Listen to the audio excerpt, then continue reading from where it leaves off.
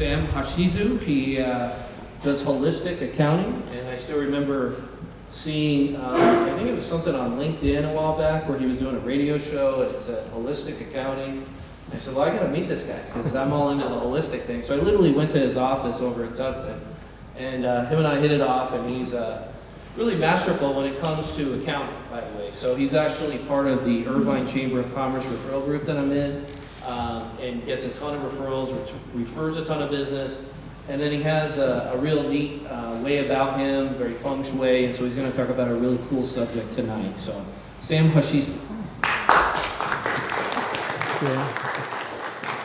Thank you. Welcome, old friends, new friends, and future friends. And I can feel the love in the air, and this is all about just getting together and enjoying each other's company and sharing some positive energy. So let's get started. I'm sure you've been wondering, what the hell samurai has to do with me? So I don't know if you're curious about that, maybe not, but let me briefly go into that. I was born in Japan, and I immigrated to the US at the age of 8. And recently I went back to my hometown where I was born and did the Kinta Kunte journey. And there I was able to go to the gravesite where the samurai ancestors are buried there. So I made that connection.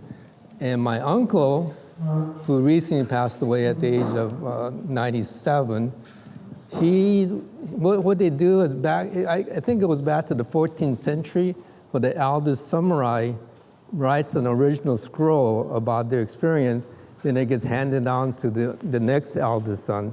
So that continued on. So my uncle has the original scroll where the samurai wrote. So I have the information. He has some of the samurai artifacts as well. And so that's where the samurai came in. And I was able to trace a genealogy through the book all the way back to the first emperor of Japan. And my Hashizu is not the one, it's Kono, is the samurai. And when I went with my mom to Japan, and went to a museum, and I saw the family mon, which is a crest, family crest, inside a glass cage. So I couldn't resist, so I took a picture of it. I wasn't supposed to, but I did it anyway, because it was so precious to have that, so I have that in my possession. That's where the samurai name came up. And through the course, at my beginning stages, in Japan, I was very muted, meaning growing up, I didn't say hardly anything, and went through the process, and then things started to turn around when I went to college, and I was able to express myself more freely. I think drinking had a lot to do with that as well, so that helped a lot tremendously, drinking. And so I can remember that I was, my uncle would always say, you should become an engineers. I don't know what the hell engineers do, but that's where I started out as a major. And I met a person at UCLA, a Japanese fellow. Then we went to the first engineering class, and we looked around and said, God, there's no ladies here. So then we said, wow, let's not be engineer. So we moved on so I became a chemist. And then that was kind of interesting as well. I was going to go pre-med or pre-pharmacy, and that was the idea.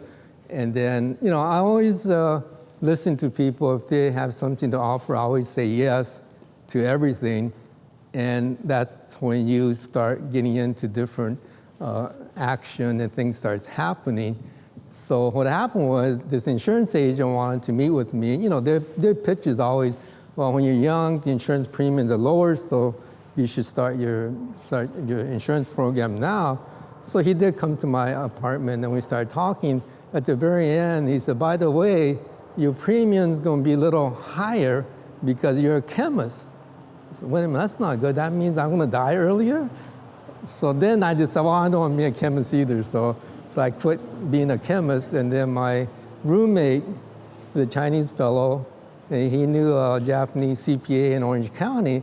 He said, why don't you become an accountant? I'm sure I could get you a job over there because he's looking for Japanese-speaking CPA accountant. So then that's when I changed course and started taking accounting degree. And by that time, I was already in my finished my third year. So I did get a degree, I do have a degree in chemistry. which I never used for anything. I didn't do anything with chemistry. I didn't even wash the test tube or anything. But that changed the whole course of my life, and the reason why is that being an accountant, and I was in the Vietnam era, and the Vietnam was really heightened in 1970. It was still at the very height of the Vietnam. So I finally got drafted. I used up all my resources I just gave them, got drafted, and then when they do your training specialist, I pushed the idea that I'm an accountant, and I had bookkeeping experience. I really pushed that area, so then they gave me MO of accountant specialist. And as a result of that, there must be over 5,000 trainees at that Fort Ord. And I met a chemist also there who was doing his master's study at UCLA. And as a result of my choosing to be an accountant, I ended up in Hawaii in a military intelligence group. And another person, two of us ended up in Hawaii. So I did my tour in Hawaii. I'm not too proud of it. I'm a veteran in the Vietnam era, and they think I was out in the jungle fighting, right? But actually, I was having a good time in Hawaii and Waikiki. We had off-base housing facilities, so that kind of changed the course of my life. And these are the decisions you make, and then I think you look for the sign from the universe will always constantly give you signs. So it's just a question of being aware of the sign to take that sign, okay? And then, so that's how it kind of unfolded. And fast forwarding to egomaniac, what does that have to do with me? Because most of you know me post my egomaniac time in my life. So I said, no, there's no way it could be that kind. But I was. So my typical day was I would work, and then by 11:30, I would go to a bar hangout, and I'd meet with some of my clients, and my friends would come around 3 or 4 o'clock. I'd be drinking all afternoon. Then we go and play basketball and drink some more, and 3 of us will later hang out at a hostess bar till about 1:30 in the morning. And that went on, and it was pretty intense. We're just into golfing and drinking and gambling, and we drank so much that towards the end my kidneys started actually hurting from drinking too much. So that was another sign that maybe I shouldn't be doing this. So as an example, being an egomaniac, that's what I was doing, and I could remember I was driving a Corvette with convertible Corvette, and I had a seminar in Las Vegas, so on my own, I decided to see how fast I go. I was going like average of 120 miles an hour all the way to Vegas. And then there's signs, out there saying there's, airplane watching your speeding radar, this and that, but I was fearless. I didn't worry about it. I just took off and went, and obviously nothing happened. I was fine. So these are where you take action, and that's where the ego part came in. And there's this thing called defining moments that happen in your life. And for whatever reason, my golfing buddies, that was with them for like 25 years, golfing and, just socializing, hanging out, having a good time. And I have a OCD personality, OCD, obsessive compulsive disorder personality, in a negative way and a positive way. So I was really into golfing so much that one year I played 260 rounds of golf in 1 year. That includes the back nine. I used to go play the back nine before work, and then it's all about drinking and golfing. So that was kind of my life. And the defining moment happened where I got estranged with my golfing buddy because there was a situation where I was kind of rejected, and something triggered me. And one of my buddies I was drinking, and on the way home, I was on the phone with him and using F words for 30 minutes. And this guy stayed on the phone with me for 30 minutes, listening to my F words, right? And then I was estranged for 2 years, and I didn't want to talk to them, see them, and So I just didn't have anything to do with them. So during that time of 2 years, I had a chance to reflect, and I had other groups of friends that weren't drinking, and so I got off with them, and so I got a whole new set of friends. And as a result of that, the other thing that happened was that, how many of you taken Landmark Forum or know about Landmark Forum? So I took Landmark Forum, and my friend had introduced it about 10 years, and I finally took it. So that changed my whole life, because during that time, I met this gentleman. We're just talking about cars, and he said, "What do you drive?" I drive a Corvette. And he said, "You know why I don't drive a two-seater? Because I can have two people in the car, meaning that you can have two people." And so that resonated with me. By the next week, the car was gone. So I bought a SUV or something, family-type car. So I was taking action and action and action. And then as a result of that, all kinds of things started happening. I started going to the library, got my first library card. And I'm going to sprinkle my story with law of attraction, because I mentor people in law of attraction area. So what happened was that I started reading spiritual books, Conversation with God, the Eckhart Tolle books. And it was always referring to Course in Miracles. They make reference to Course in Miracles. And I was wondering, what the hell is Course in Miracles? So I Googled it, and there was a Course in Miracles that was being taught at Unity Church in Tustin. And I had ordered the book online on Amazon. I ordered the Course in Miracles book. And so I went to the facility, and I met with somebody there and asked her, I'm interested in Course in Miracles. And so she said, yeah, it's here, every Saturday we meet. And I said, well, can you show me what the book looks like? Because I didn't even know what the book looked like. So she took me to the library, and the book was there. And that same day, I went home, back to my office. Right on my desk was the Course in Miracles book arrived that same day. And so then I really got into it, and there's a lady here, Nancy Donahue. She's right here. She was a facilitator of this Course in Miracles, and she'll know that I probably didn't miss one weekend of attending the Course in Miracles. That's why my spiritual journey really got started with the Course in Miracles, and that took me in a whole different direction as a result of that.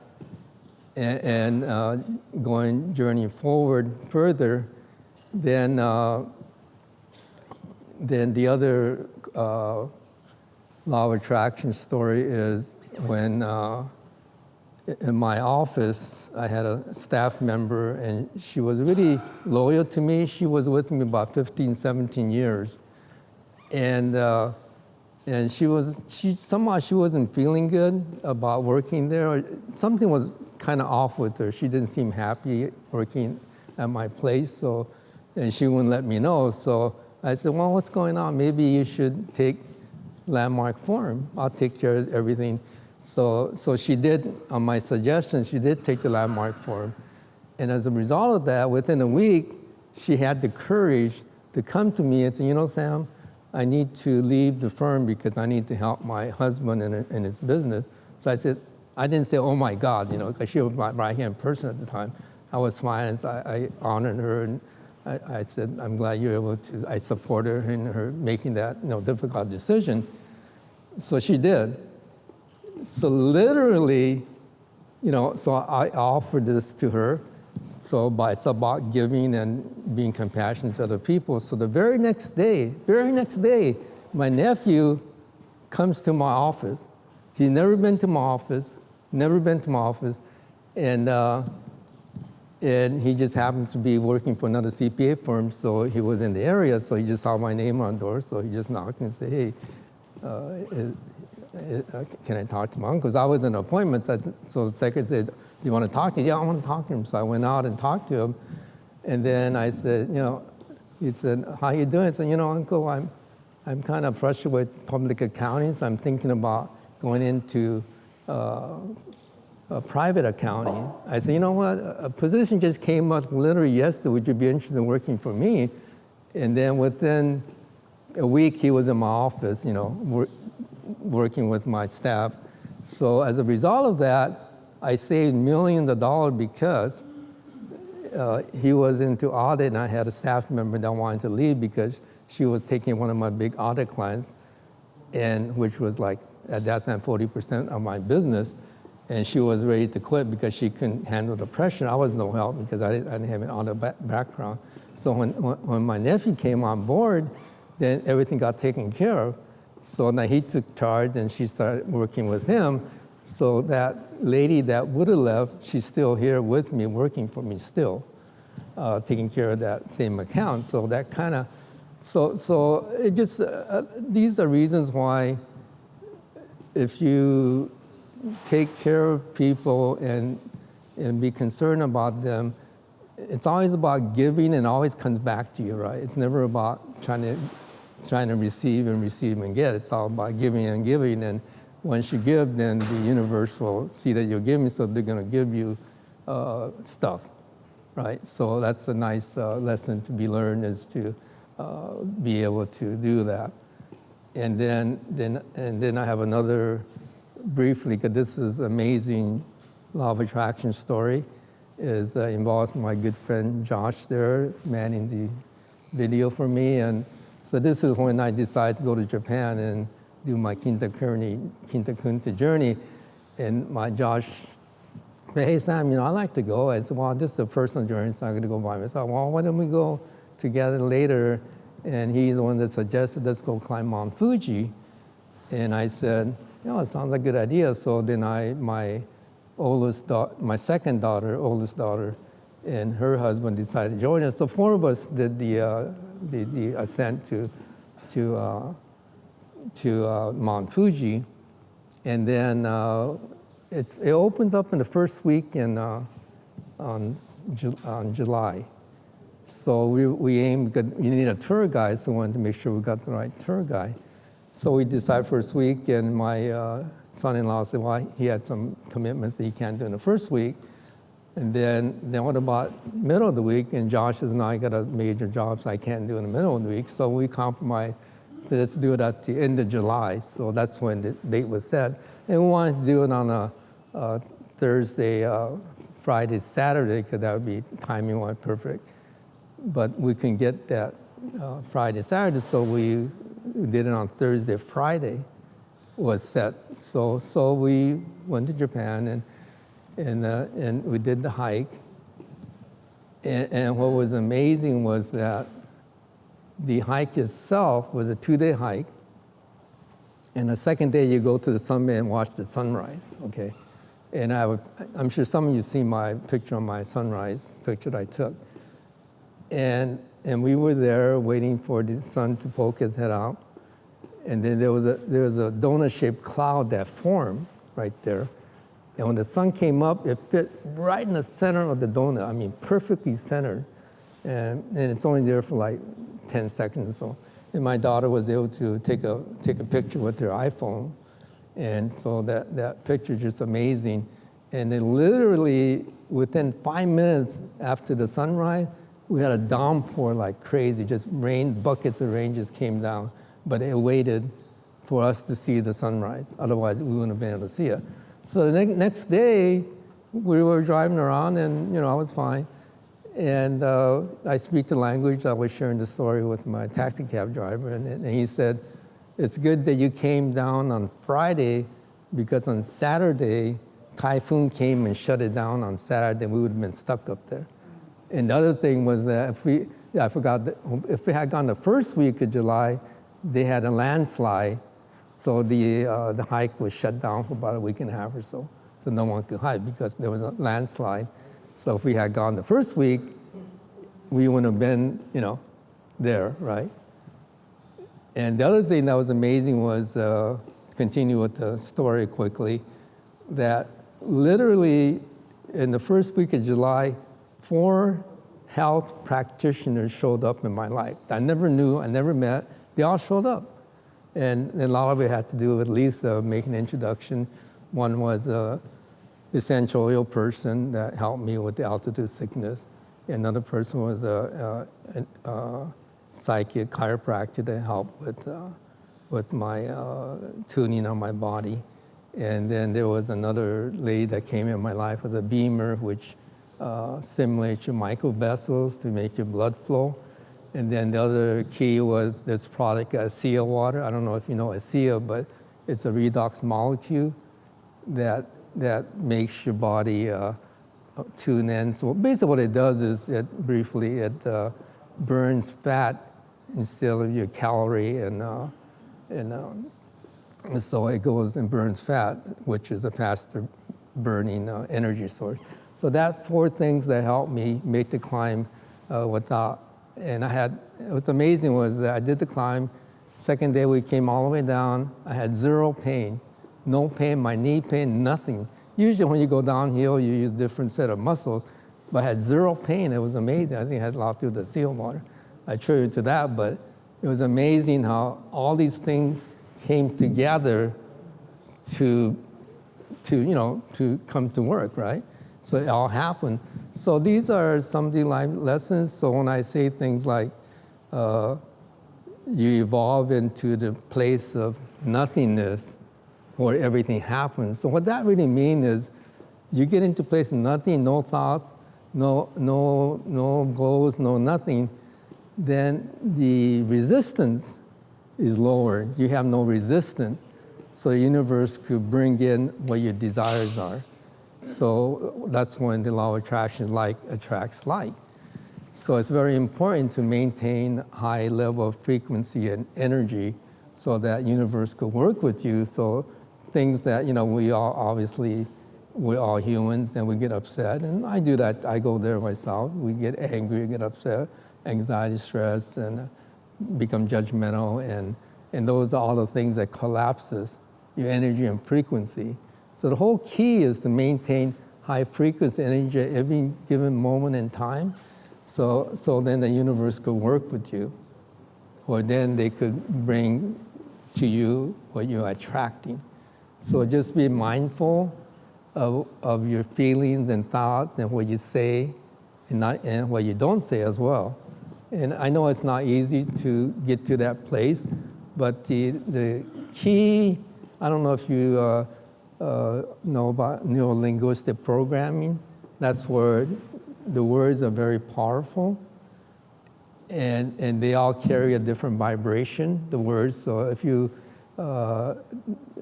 study the works of Masaru Emoto, he did a lot of work in the area of water crystals.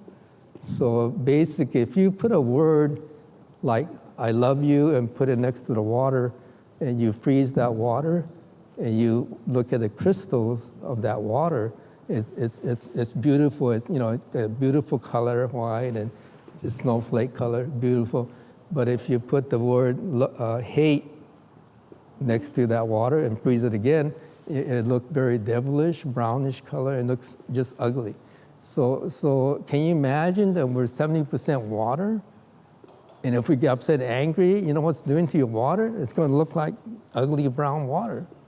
It's going to permeate your whole body, That's why it's very important to get into a place where there's no resistance, no nothing, and then everything will start happening for you. And that's the key. So if I were to give you some advice to maintain the high level of frequency, and the whole is very simple, is being love and appreciation, Just be lovingly and be appreciative. And when I say there's a big distinction between appreciation and gratitude. A lot of people you hear, they always use gratitude. Gratitude means that you're gratitude because something happened, someone did something, so you're in gratitude. Okay, so there's a little issue with that, meaning that if you're in a state of appreciation, then you have appreciation of things where nothing. They don't have to do anything. You appreciate because sun comes up in the morning. You appreciate the sun comes up, right? You could appreciate because you start the car and the car starts. So you've been appreciation of that. So if you could be in a state of appreciation, then your energy and frequency will stay at a very high level. So if you be in a place of love and appreciation, then your frequency will be at a higher level, and then things will start happening more, what they call synchronicity and serendipity will start more happening in your life. So that was one advice, is just being love and appreciation. I see crazy things like, I mean, you could be appreciation for so much. Like I kind of shared one time, I said, like when you wipe your butt, it doesn't hurt. So appreciation of that, because we all had irritable bowel syndrome at one time. Your butt hurts when you wipe it, right? So when you wipe your ass, it doesn't hurt. Be an appreciation. Hey, it doesn't hurt. And it's those little things, I come to my office and see my name on the door, and I'm appreciative that my name's on the door. It's not, you don't take it for granted. So every little thing in nature, you can be very appreciative, right? So those are very important, to be mindful and aware, so that so you check in with yourself. And I have other advices, but I don't want to go into all the details. But anyway, so that's my conclusion, is that evolve into the place of nothingness, where everything will happen. It sounds contradictory, but if you contemplate and meditate on that. Oh, the other thing, meditation is very critical, because that's where you're in a quiet place, then you connect with the source, the universe, through meditation. That's why a lot of people recommend meditation, right? And then in meditation, there's no one way is better than the other way. It just quiet the mind. Even if your thoughts come in, it's okay. Just let it come in. Just let it roll like clouds in the sky. Just let it come and go, and don't worry about it. One thing is be gentle yourself, because a lot of people beat themselves. What the hell is wrong with me? I can't keep my mind quiet. I got all these thoughts come in, and crazy thoughts come in. It's okay. Don't worry about it. Just let it happen and relax. And so there's no right way to meditate, but the whole key is just to sit quiet for 10, 15, 20 minutes. Just sit quiet. And even if your mind moves around, it's okay. Don't worry about it. But just the whole key is to connect with the source, and just be quiet would help you as well. Okay, any questions or anything? Any questions for Sam? I have a question. Yeah. Is meditation and prayer very similar? Yeah, they're similar. Okay, there's a distinction between, like a lot of people get confused. When you pray, a lot of people pray to ask for something, but that's not prayer. Prayer is being in gratitude and appreciation for what you have. It's never about asking for to get something. A lot of people pray, I want to win the lottery, so I pray for that, or I pray that she'll get well. No, it's not about that. It's all about being appreciating gratitude for who you are. It's never about asking for something. You don't pray for anything. Yeah. Okay. Yeah. Yeah, there you go. It's working already. I made the connection. Yeah, Lisa? So Sam, what are you doing now? What am I doing now? What are you doing now? I'm bathing in the love and energy in this room. I'm taking it all in. But I mean, in terms of furthering this, the journey is continuing. You didn't stop to climb Mount Fuji and then it's over. Yeah. What are you doing now? Oh yeah, I forgot to bring up my nonprofit organizations. I forgot to bring that up. But anyway, I have my executive director, Patty Ponce, is here. She's the executive director at Planet Seed Institute. And we're a mentoring organization, and Matt's part of it. And so we've been at it for about 8 years. So we're kind of pivoting right now and try to do reverse mentoring, meaning to get young people involved and have them mentor the elderly. So, and then the second one is creating an ashram healing center anchored by yoga by Balaji Bhagada. So that's out there, working nonprofit organization. So ashram is a healing center anchored by yoga. So, and the third one that just recently just came to mind was, I was watching someone be interviewed, and they always interview a person that's 100 years old, and the first question they always ask is, what is your secret? That's the first question they ask, what is your secret? So I just connected with that, And I said, well, you know, Balaji's 1 year younger than me. I'm 74, Balaji's 73, so let's do this. When we turn 100, we started what I call a 100-year tour. So we'll tour the world and share our secrets how we made it to 100. So I thought that would create a lot of interest. So I shared that with Cliff. He's right here, Cliff. And we started talking, and he's 80 years old. And so I said, hey, Cliff, would you be interested in being the first one on the tour? He said, sure, okay, wow, let's get you healthy and get going. So what it is, it's not about, yeah, it's great to be 100. It's all about having a purpose in life, because I work with I have a lot of elderly clients, and I see them once a year, and then I always ask, hey, what's going on, anything new? And, oh, nothing new. I'm still breathing. I said, oh, God. I'm still breathing. Oh, good, you're still breathing. All right, that's great. So I call that slow suicide, you know, they're just waiting to die. So I see that. It's so sad to see that.